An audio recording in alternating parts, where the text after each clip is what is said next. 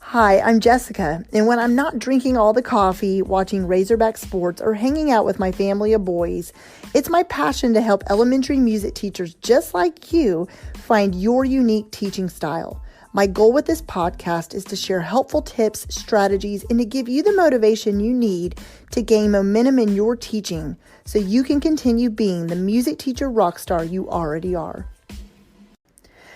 I am so excited about today's episode. Before we dive in, I want to introduce my guest a little bit.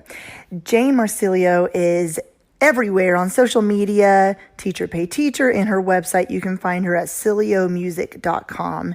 She is just such an amazing person to talk to about music education.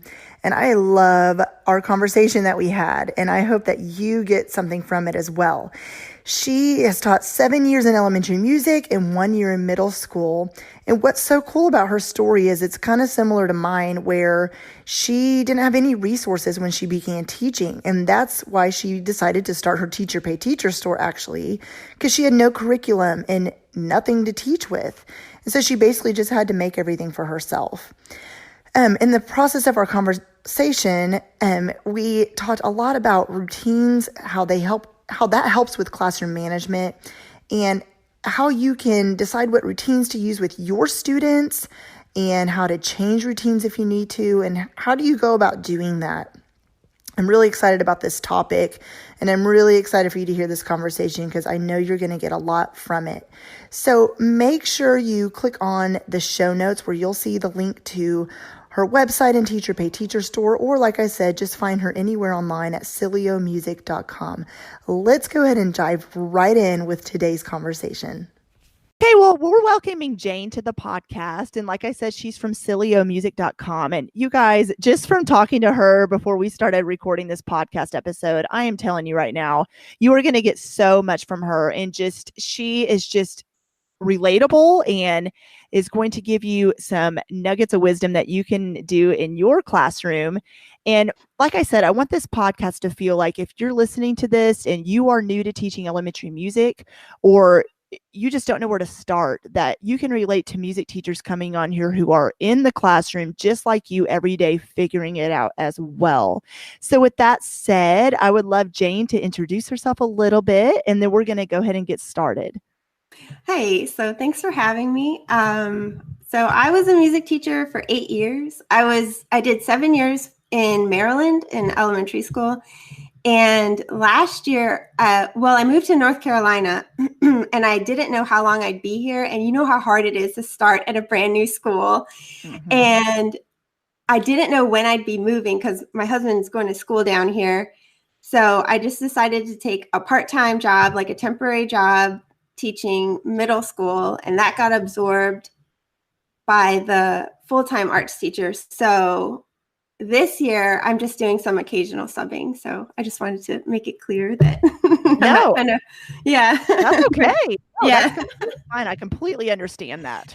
Yeah, I don't want to come across like, oh, I'm still in the classroom, but yeah, I do sub here and there. So yeah, no, that's perfectly fine. You are, it doesn't matter. I mean, in my story is I'm not currently in the classroom either because I'm running my business full time, but it doesn't matter if you are in the classroom, you're not in the classroom, if you're taking a break or whatever. Any music educator can relate to any music educator. And that's true. It is true. And I've read this quote that says that once a teacher, always a teacher. And, and this is total side note, but I feel like I'll be in a restaurant or even a grocery store and you see a child misbehaving and your first thought is you want to go and correct them. And you're like, wait, not my problem. Nope. No. So, yeah. So I just want to start off by asking you, I love asking this question first. What is your favorite thing about teaching music? So my favorite thing, I just love watching kids have fun. So I just love watching them when they're fully engrossed in whatever musical thing we're doing, whether it's like sometimes they have this like laser focus when they're reading music or sight reading, or sometimes like, I don't know, if we're having a concert and they're just so into the music and sometimes you can see like a little tear roll down their cheek and it's just so special. So yeah, I think that's awesome. No, it's true because so many kids nowadays don't get to experience music except for in the actual music class itself. And they like you said, seeing a tear roll down their cheek, that's so sweet because they honestly, there's probably like times they haven't ever, really experienced emotions that music makes them feel. And so getting to see that is amazing as an elementary music teacher. You don't think that's going to be part of the job. You don't really think about that even in college, but that's great. I love that answer. Okay. So you already answered about what your favorite thing about teaching music is. So today's topic is not just about classroom management, but using routines in classroom management. And before we started recording, I told you how I love this topic because I feel like, and I've been guilty of this as well, about just talking about classroom management, procedures, the rules, this, consequences. And all of that is very important, of course. But I think when you have good routines in your classroom and you keep your class time moving, that honestly helps alleviate a lot of the classroom management issues that you have. So my question to you is, do you think classroom management is something new elementary music teachers need to realize how important it is? Yes, so important, because I didn't realize it when I started. And I was just kind of like I was telling you before, I didn't have a curriculum. I didn't have set lessons when I started. I was an instrumental person. So all my student teaching was with band and orchestra.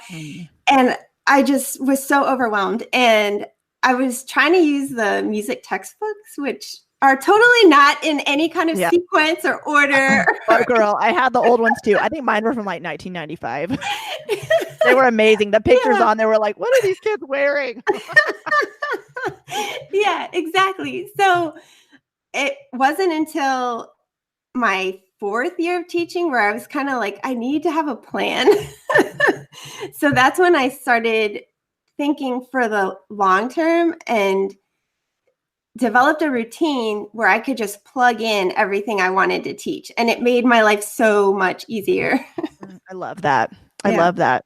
So first of all, you said something and I want to touch on that. You said your 4th year is when you felt like you needed to develop a routine.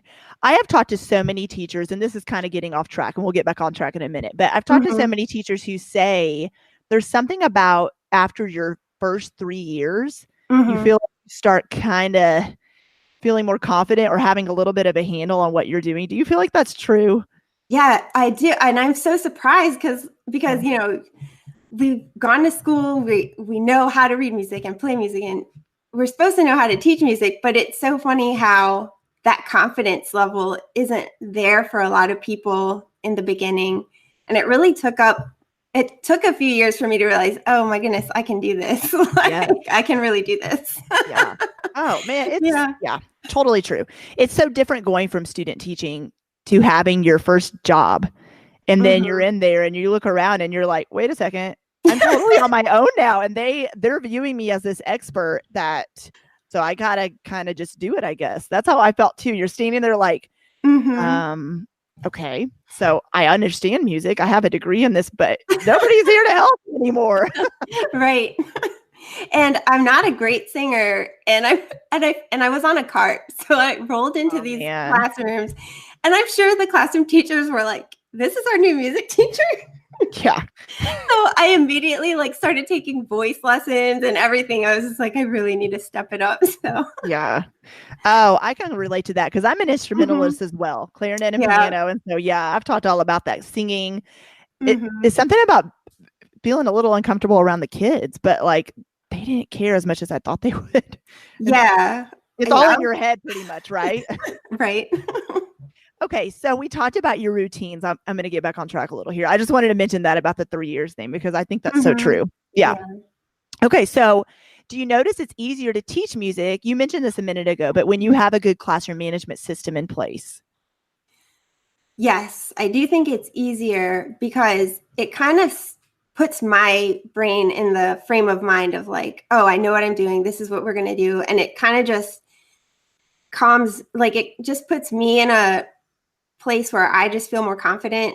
And instead of going in and winging a whole new order to the lesson, I just feel like I know what I'm going to do and the kids know what I'm going to do. And they kind of just fall into that natural routine. That's good. No, that's good. When they know what to expect, a lot of times it takes out, I don't know what's the word I'm looking for. It just makes them feel more comfortable because Mhm. they know what to expect next. Yeah.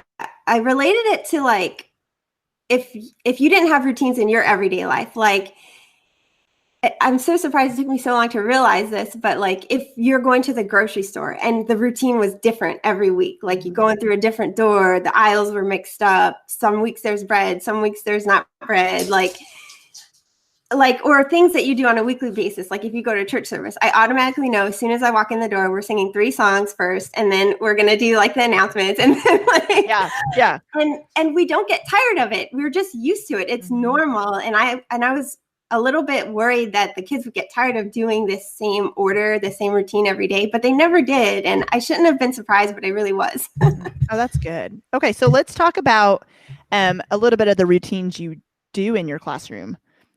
What routines work with your students? So I developed this specific routine, and I kind of just carried it over and tweaked it because that 4th year I was getting assessed on whether or not my second graders could sight sing sol mi la do patterns. Okay. And I was really nervous because one of my second grades was really like super rowdy, rambunctious. Like the first week of school, there were kids underneath the rug, like rolling around under the rug, just running in circles, like putting everything in their mouth. I had one kid with like all the big emotions. If I didn't call on him to answer a question, it was just loud crying for the entire 45 minutes. He could just cry the whole time. So it's like, I don't know what I'm going to do. Yeah. You just stand there with your eyes big, like, what? Yeah. So this was I was like, I need to set myself up for the year because by the end of the year, they need to know how to do this. So I think what I started with was they came in and sat in a semicircle, and I did not change their seats the entire year. I was like, if it's not broke, I'm not going to fix it. They sat in those same seats every single day. That's so good. And they came in, we did a hello song. Then I called roll using solfege.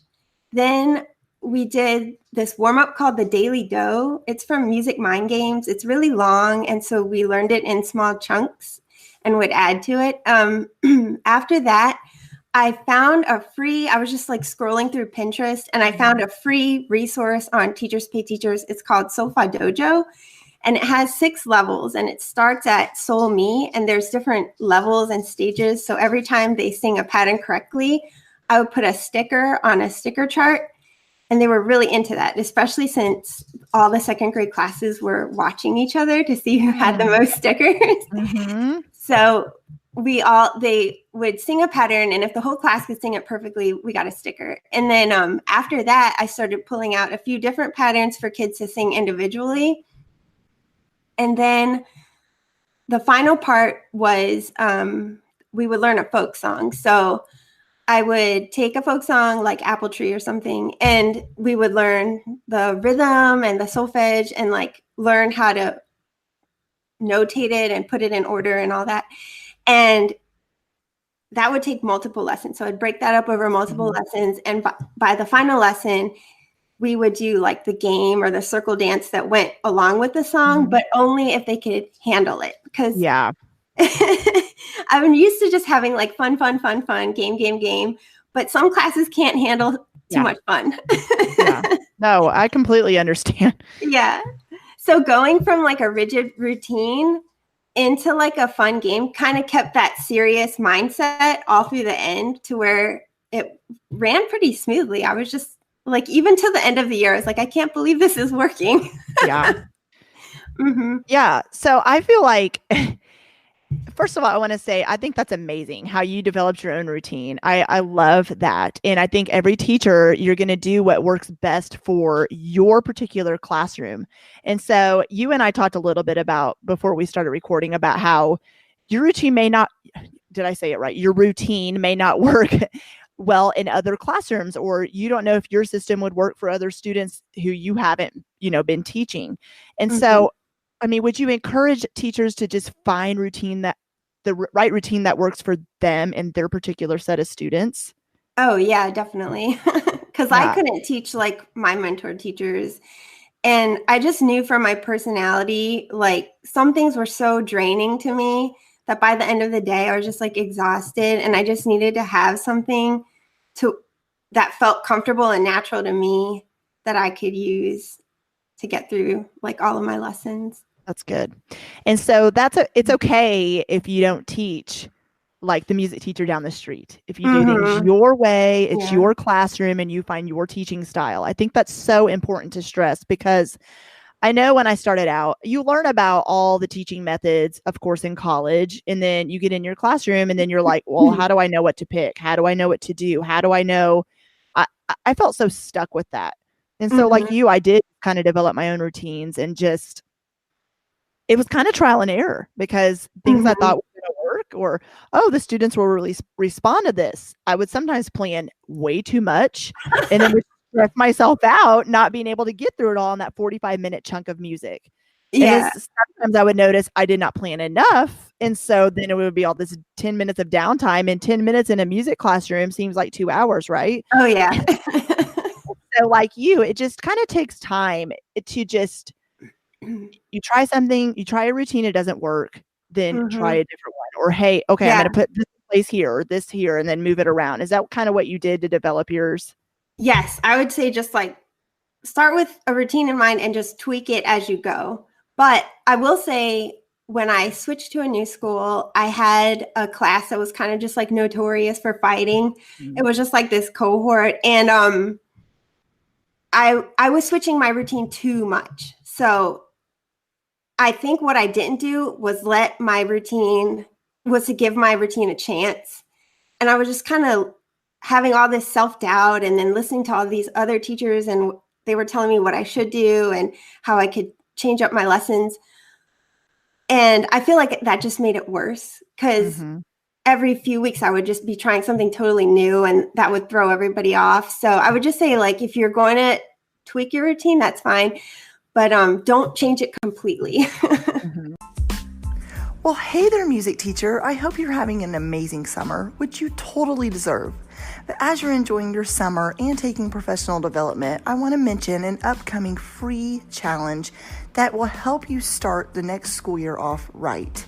So in this challenge, it's going to be 5 days, which we will go over how to start the school year off with success, work-home life balance tips, how to plan for next school year during the summer, reflecting on the previous school year, and why professional development matters. I'm going to go live inside of the Puppet Facebook group each day with a challenge video, and then the following day, I'm going to go in there to answer any questions, and you'll also be given implementation tasks to complete before the next training. If you're not on Facebook, no worries. I'll be emailing out the replays of each training after I go live, so you can definitely still participate.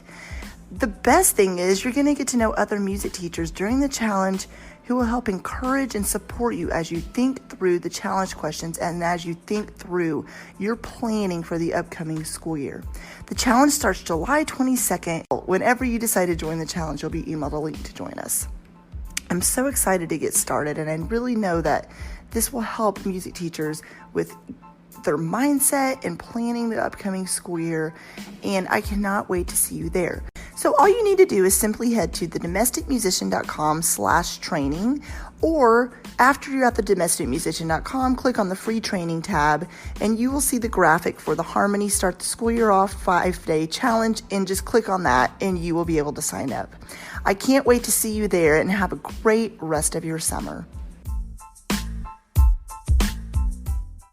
That's good. Yeah. That's good. And so like you said, when you started at a new school, even with, you're still you, obviously, but you had a whole new group of students who are having to relearn you and, know your teaching style. And so you had to even change things up when you went to a new school. And so I wanted to ask you, you touched on a little bit about having some rough classes. And I feel like that's something that's not talked about a lot either is, okay, so like, let's say you have, I don't know, I'm just going to use the number four, and you said second grade. So let's go with that. 4 second grade classes, and 3 of them are just all about everything you're teaching. And then you have that one. And what was hard for me is I wanted all the classes to learn the same thing, but at the same time, I knew that, like you said, there's always that one class that couldn't necessarily get to that folk dance at the end because they could barely handle walking in the classroom, let's be honest. And so so how do you adjust your routine to fit those I'm using air quotes, those classes that just have a rough time all over the school, not just in music? Okay, so I kind of picked up on two things that seemed to work for me. And one was like the more boring I made the lesson, the more they just kind of went with it. That's awesome. And even though it was boring to me, it wasn't necessarily boring to them. Because like I mentioned earlier, I just like seeing their eyes light up. I just like seeing them enjoy what they're doing. But just because that's not happening doesn't mean they're not learning and they're not engaged. So I would just kind of keep it a little more toned down for them. And then another thing that I found really worked for me was to do things with individual students, like maybe a game where they each have to sing or clap a rhythm by themselves or something like that. Like just to like go around the room, like even those Quaver, if you have Quaver, they have those inner right board games, and where like maybe a kid will just go up and pick a rhythm. Like just doing that, like the class is silent because they're watching their classmates do something, and they kind of show their classmates a little bit more respect than they show the teacher sometimes. Yeah. So those are two things that kind of worked out for me. I love that. I honestly think sometimes the simplest lessons and the simplest way of doing things are honestly the best. I feel like sometimes we need to overcomplicate things. Like, for instance, I'm thinking back to, we were talking about folk dances. So teach the folk song and then clap the rhythm of the folk song, apply it to instruments, then do the dance. And then it's just sometimes too much, especially for those classes that cannot handle a lot of things. They just, so I feel like it's okay. So if you're teaching all the things to those other second grade classes we mentioned, to that one who maybe can't handle all of that, just maybe teach them the song and then possibly, I don't know, body percussion with it. Yeah. Do you agree with that? Yeah, I think so. Yeah. Okay. So simpler is better for those kids. I agree with that. Okay, so are there any other classroom management strategies you can suggest that have worked well for you? I just like I guess I just don't have like that personality to where I come in and just kids are like, oh, I better pay attention and listen. But I had a friend of mine who was younger than me, and she taught second grade, and she was like 10 years younger than me. But she just had it down like from day one. So I would just watch her and just pick up tips from her. But honestly, I think the thing I relied on most was having the routine. And then one thing that kind of spoke to me, I don't know if you know the author Jen Wilkin. Yeah. But she talks a lot about being relational versus like having rules. And one thing she said like really spoke to me. It was just kind of like setting yourself up for the long term. So she's talking about parenting, and I just relate so much of what she says to teaching. And she said, rules enable relationships over the long term. So a lot of teachers now are being told to be relational, develop relationships with your kids. And it's just like, we don't see them for very long. And it's like, and secondly, how do you do that? Like, right.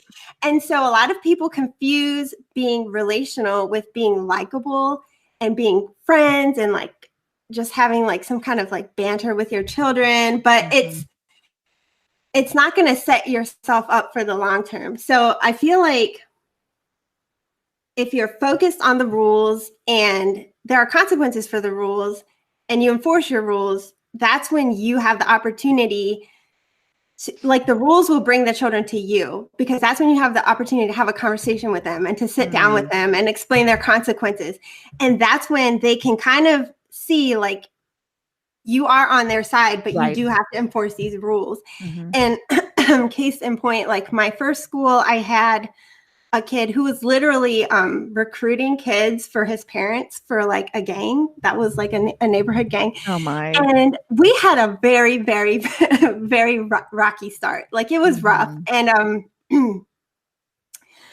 but I did kind of stick with my rules. I didn't I'm kind of a pushover, but I knew I could not do that with him. Mm-hmm. And so over the years, he signed up for chorus. He would come on our field trips with us. He was the first kid ever to come back and visit me after he went to middle school. And I feel like that's how you build relationships. You don't just like be their friend. You be like their teacher, where they feel safe around you and they know that they can't get away with everything with you. So I love that so much. Yeah. So my experience is my first teaching job is inner city school. It was Title I. And I remember a lot of people being like, oh, you don't want to teach at that school, or things like, no, that's why there's been there was so many, like a rotating door of people quitting and just getting out kind of school. And I was like, no, every kid deserves to be taught and loved. And so it was the same way. It's so hard.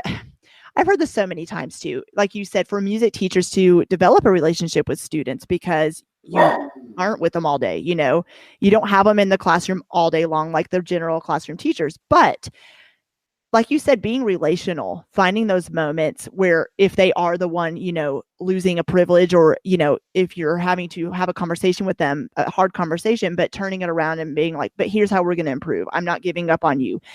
And I think one of the cool things about teaching music is you do see the kids, depending on how long you're at your school. But like you said, you see them, they develop your trust over time, or you develop their trust. Well, it's kind of equally mutual.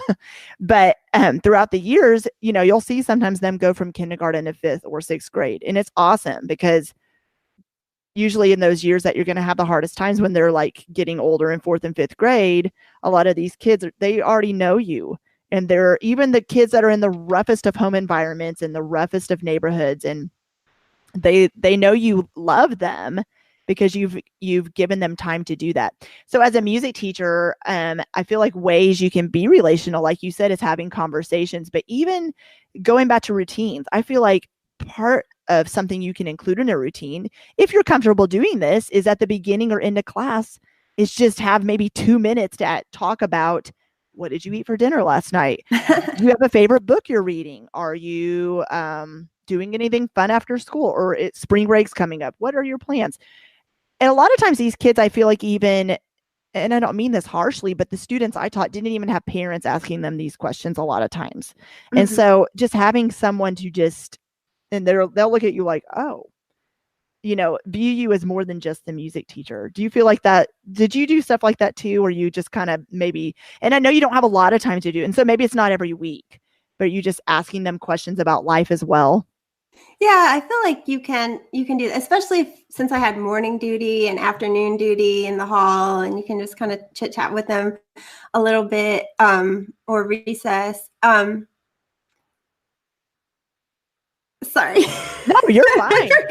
I lost my train of thought. No, I do that all the time. But yeah, I think instead of doing it at the end of class, sometimes I would do it at the beginning of class, and I would just ask them, what's your favorite food or whatever. But we would do it with like solfege, so they could all answer and sing back, like, what they're interested in, or what their favorite TV show was, or song, or things like that. Yeah, that's good. That's so good. Oh man, I've loved this episode so much. I feel like it's just music teachers are going to listen to this and just get so much out of it, because routines are so important. And I don't know if it's something about my personality, but I'm routine all the way through life with everything. I feel like I just have to. I write all the things down. I take notes all the time. And so I do think students, just like us as adults, really do respond to routines and knowing what to expect next. And that's really helpful with classroom management. Yeah. So do you have anything else to say about that real quick? Oh, I will add that I was saving myself a ton of time because my first few years of teaching, I was up every night writing new lesson plans. And with this routine, I'm like, oh, I just need to plug in different things. So good. It's so good. Okay. So I love to close out every episode by asking, and if you have more than one, that's okay, but what's one piece of advice you wish someone had told you before you started teaching elementary music? The biggest thing I think is just having the routine. We've talked about it already, but it was such a game changer. Like, it was like one of my first like music teacher like breakthrough moments where I was literally amazed.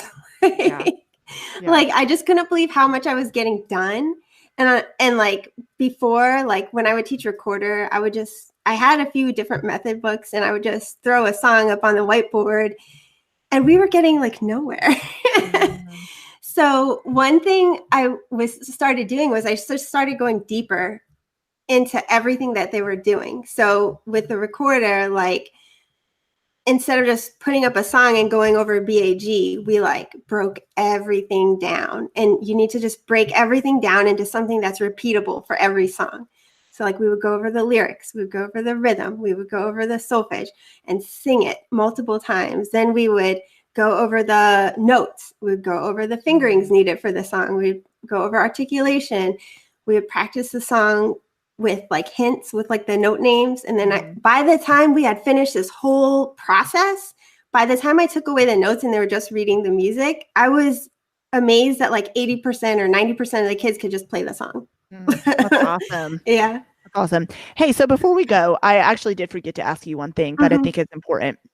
So speaking of routines, I would love for you to give us an example of routines in your classroom. Like for instance, so the kids walk in your room. So from the moment they walk in to when they leave, what would a typical like breakdown of a class period look like for you?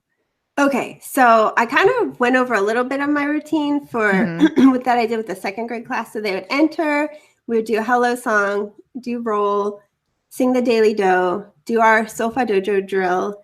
And then we would learn a new folk song, and then we did a goodbye song. Okay. When I taught middle school chorus, I changed up my routine because I was also intimidated by the fact that I was teaching secondary chorus. So immediately I was like, I need a routine. And this routine was, they came in and they had to set up their chairs because I also didn't have a room. So I was moving rooms every period, which was like a nightmare. Oh, gosh. But they would come in, set up their chairs. I had a whole list of vocal warm-ups that we would go through. Then we would sing a round or two. Then I use this program S Cubed by Dale Duncan, and it goes through a whole year of sight reading and sight singing drills that you can do for like 10 minutes at the beginning of class. And I knew this was like a new thing for them, so they'd never done sight singing, and it was just nice to like start from the beginning and just work our way through. And the beautiful thing about a routine is they can track their progress. They can feel proud of what they're doing and how far they've come. Because when you're doing something different every day or every time you see them, they don't know how far they've come. That's good. But yeah. And then so we would do the solfege drills or the sight singing drills. Then I play a really short game, and then we would just focus on rep for the rest of the period. So that was my course routine. That's so helpful. That's so helpful because I know these are questions I had when I was starting out. Is, you have them for a certain amount of time, but then you're like, well, what do I do with them during the whole 45 minutes, and then what you do, you just figure it out as you go. And that's okay. It's okay to not know right away. And I know one of the hardest things for me was allowing enough time to get the kids in the room and lining them up to leave. I don't know why that's so hard, but you don't realize how long that's going to actually take until you do. You're like, it shouldn't take 10 minutes to get these kids lined up. Like, how is this so hard? I learned one thing. This kind of is not my personality, but it might be helpful for somebody else. But because whenever I start the goodbye song, I'm like, are they going to do it? Are they going to sing with me? Yeah. And you're just kind of hanging out there on your own singing. You're like, okay. Yeah. But I've done this even with up to 6th grade, and this kind of worked. It was like the simplest like exit routine. This teacher told me she clapped once and they stood up. Then she clapped 2 times and they turned their bodies. And then she clapped 3 times and they all just followed the leader out to the lineup at the door. That's great. No, like I said, it's the simplest ideas that work the best. It really is. I don't know why things like that work so well. But even you find with 5th grade, the things you're like, oh, they're not going to respond to this. And you're like, wow, okay. Oh, yeah, totally.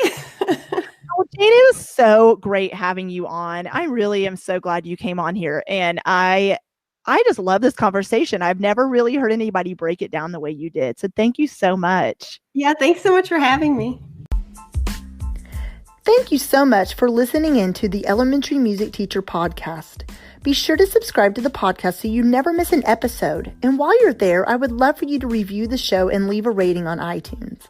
To find out more about how I can help you gain momentum in your elementary music teaching career, head to thedomesticmusician.com, where you'll find free downloads, courses, the blog, and so much more. Continue teaching music and never doubt the impact you're making each and every day in the lives of your students.